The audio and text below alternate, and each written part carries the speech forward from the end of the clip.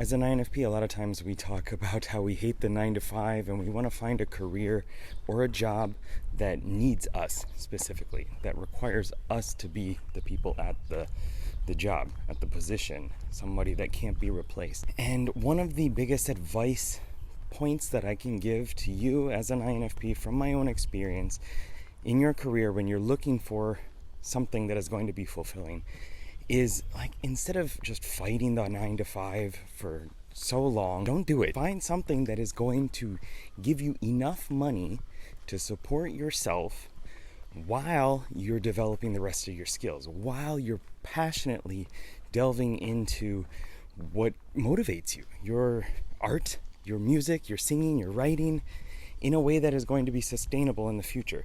So you need to develop certain skills in order to sell your services. You need to develop marketing awareness and understanding in order to sell that product or to get that message out to the world in a way that's going to have an impact on the world. And that's hard.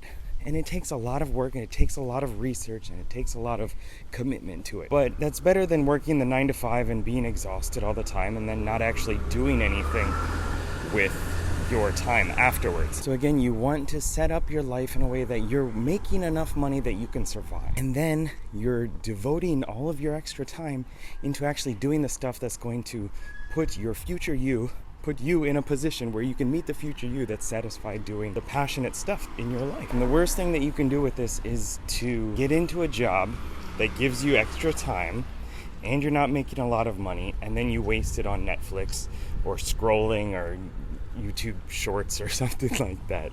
Make sure that you're really utilizing your time efficiently, because you only have so much of it and you're not going to get it back. So really devote yourself and your intentions into building your passion into a satisfying career where you're not just a starving artist for the rest of your life, but you're actually doing something that can share your gift and your knowledge to the world, because the world needs you to share that stuff with it. And you're doing the world an injustice by playing small, by distracting yourself, by losing focus on what really matters to you and getting that message out to the world.